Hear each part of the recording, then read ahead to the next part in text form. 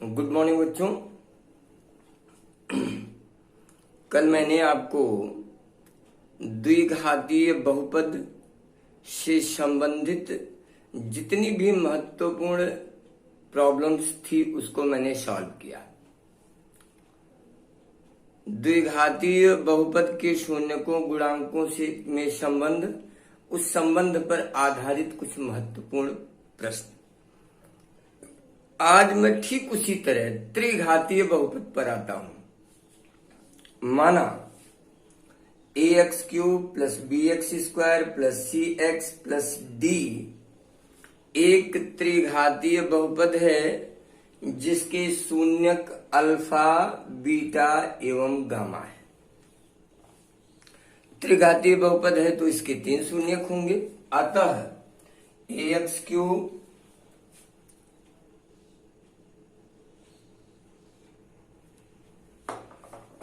ax³ plus bx² cx plus d equal to k into x minus alpha, x minus beta और x minus gamma.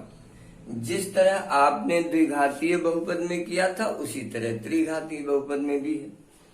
तो अब इसको जब आप calculate करेंगे तो आ जाएगा x² minus alpha plus beta into x plus alpha beta into x minus gamma. ये देखिए गुणा कर रहा हूं। अब आप गुणा करेंगे तो k into x³ minus x² का गामा में मल्टीप्लाई करेंगे तो माइनस x² गामा आ जाएगा। फिर इसका मल्टीप्लाई करेंगे तो minus x² alpha plus beta आएगा। फिर इसका मल्टीप्लाई करेंगे plus gamma into alpha plus beta into x आएगा। फिर इसका मल्टीप्लाई करेंगे तो alpha beta plus alpha beta x minus alpha beta gamma. ये सारे गुणा हो गए। थोड़ा इसको अरेंज कर लीजिए। k इन ब्रैकेट x³, देखिए x² का टर्म यहाँ भी, तो अगर हम कॉमन करें तो आपको alpha plus beta plus gamma into x² मिलेगा। यहां से देखिए अल्फा गामा और बीटा गामा यहां भी देखिए है आपके पास, तो एक साथ करेंगे तो alpha beta, beta gamma, gamma alpha into x मिल जाएगा। एक्स छोटा सा लिख दे रहा हूं एंड और माइनस अंत में क्या मिलेगा, अल्फा बीटा गामा। ये गुणा हुआ। और आप अब कंपेयर करेंगे अपने ओरिजिनल बहुपद से, तो ये देखो बेटा k इज इक्वल टू कितना आएगा, a minus k alpha plus beta plus gamma is equal to b and plus k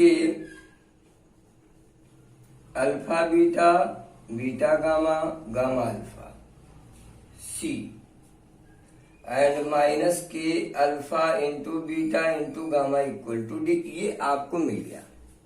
compare कर लिया आपने। अब इस कंपेयरिंग के आधार पर आइए संबंध बनाते हैं। संबंध बनाएंगे। ऊपर थोड़ा मैं इरेज कर दे रहा हूं। यहां आइए। पहले अगर मैं डिवाइड कर दूं तो देखिए हमको क्या मिलेगा, माइनस b। चलिए यानी b upon a is equal to minus k alpha plus beta plus gamma और अपान के कैंसिल हो गया। माइनस को यहां लाएंगे तो b अपान a बराबर alpha plus beta plus gamma. इसको आप ऐसे भी लिख सकते हैं, इसको minus b upon a equal to, अब b क्या था हमारे बहुपद में, फिर से मैं लिख देता हूं ax³ bx² cx और d। b क्या है, coefficient of x² upon coefficient of x³। X cube, यानी माइनस एक्स स्क्वायर का गुणांक बटे एक्स क्यूब का गुणांक। ये है उस त्रिघातीय बहुपद के तीनों मूलों का योगफल। अब हम दूसरे में डिवाइड कर देते हैं, तो दूसरा डिवाइड करेंगे बच्चों तो ये मिलेगा हमको सी अपान ए इज इक्वल टू के alpha beta beta gamma gamma alpha अपान के। तो ये फिर कैंसिल होगा और ये मिलेगा सी अपान ए। सी क्या है? सी देखिए एक्स का गुणांक, यानी एक्स का गुणांक हिंदी में अगर आप लिखें तो एक्स का गुणांक और बटे एक्स क्यूब का गुणांक, ये मिल गया।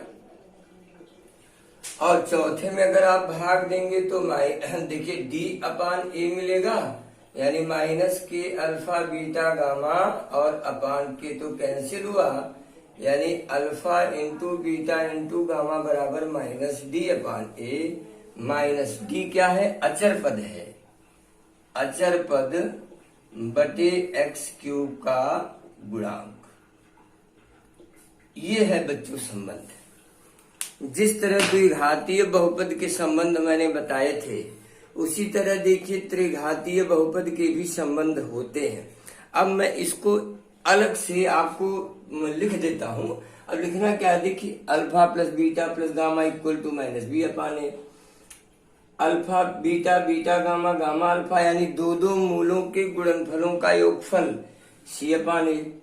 तीनों मूलों का गुणनफल अल्फा बीटा गामा बराबर डी अपान। ये तीन ही संबंध है।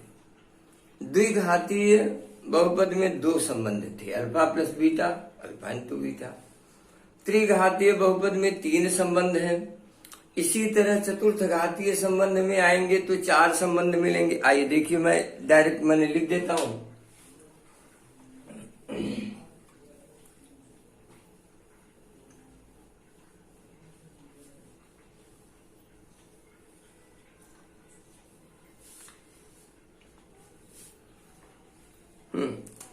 मान लीजिए चतुर्थ घातीय संबंध है a x to the power 4 b x cube c x square d x plus e. और हमने मान लिया कि इसके चार मूल अल्फा बीटा गामा और डेल्टा है। ये चार मूल है। अब इन चारों में जब आप संबंध बनाएंगे तो इस तरह संबंध बनेंगे बच्चों। चारों का योगफल alpha plus beta plus gamma plus delta equal to minus X cube का गुणांक बटे एक्स टू दी पावर 4 का गुणांक। ये देखिए बन गया।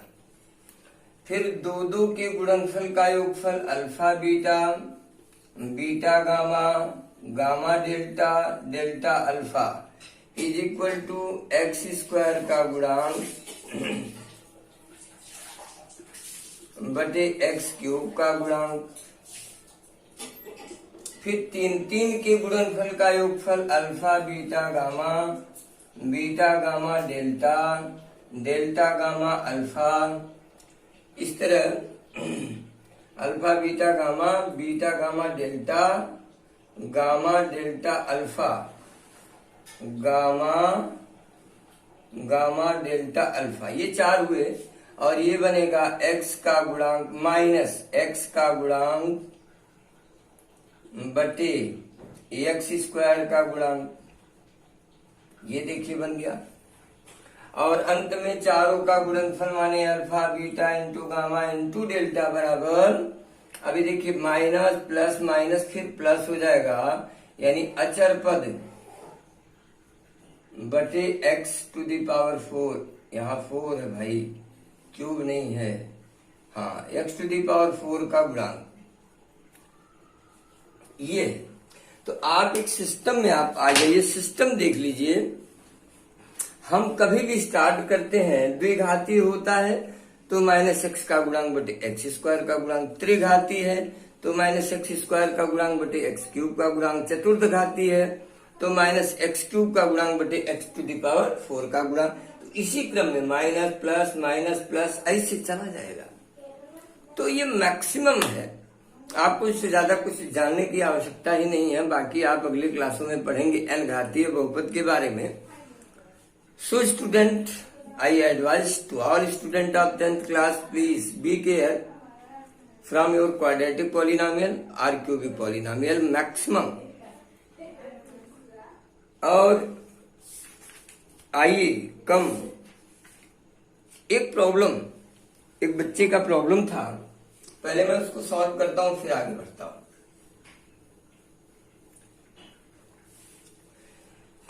एक कोई पॉलिनोमियल है 2.1 का। देखिए एक्सरसाइज नंबर 2.1 का क्वेश्चन नंबर 6। क्वेश्चन नंबर 6 है f(x) is equal to X square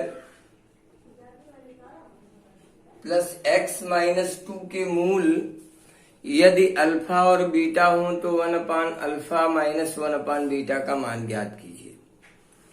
अब चूंकि अल्फा एवं beta x square plus x minus 2 के शून्यक हैं,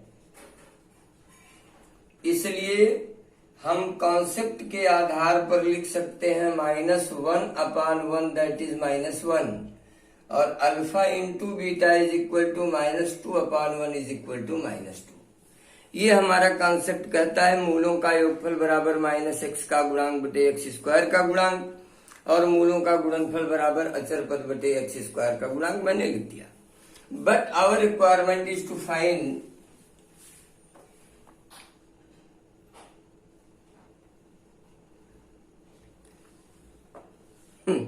बच्चों, आप लोग सोचते होंगे हम रुक क्यों जाते हैं, इंक खत्म हो जाती है। तो 1/अल्फा माइनस 1/बीटा, taking LCM alpha beta and here is alpha minus beta. आप एलसीएम लेंगे तो आप देखिए अंश में आपको अल्फा माइनस बीटा और अल्फा बीटा मिलेगा। हमारे पास केवल 2 टर्म है, और वो टर्म क्या है, अल्फा प्लस बीटा और अल्फा इंटू बीटा।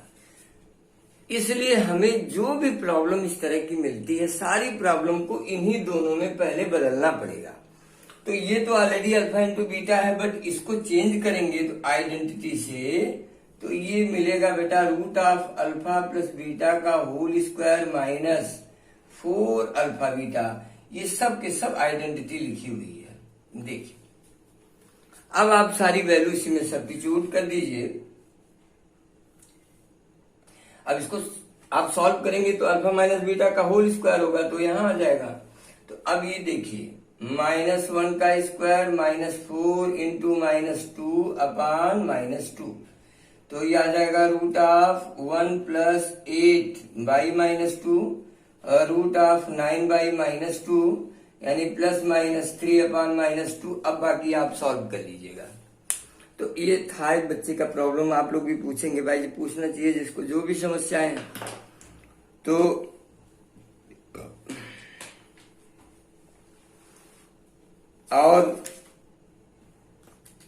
और चलेंगे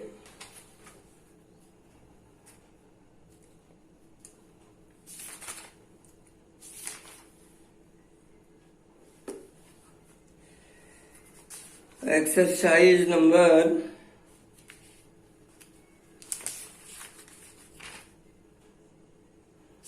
4th घातीय हो गया। बहुपदों के लिए विभाजन एल्गोरिथम, आइए इसका भी अध्ययन कर लेते हैं। जिस प्रकार आपने वास्तविक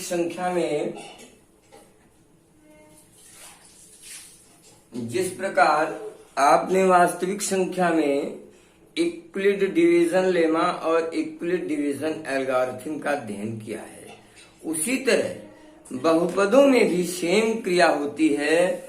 अगर कोई बहुपद px है और आप इसको किसी बहुपद gx से डिवाइड करते हो, इसका भागफल qx मिलता है और शेषफल rx मिलता है।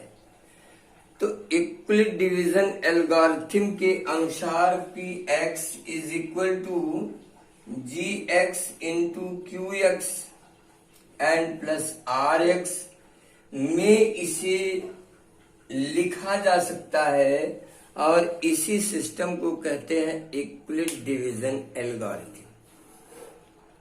अब आप जब भाग की क्रिया अगले किसी प्रॉब्लम में करेंगे तो हर स्टेप के बाद आपको ये शो करना पड़ेगा कि चलिए भाई मान लीजिए आपने दिया भाई, चलिए क्या कहते हैं 91 में आपने भाग दिया 3 का, तो 3 त्रिक का 9, चलिए 3 का नहीं 11 का भाग दे दिया हमने, 11 बटे 88, तो 11 में से 8 गया 3।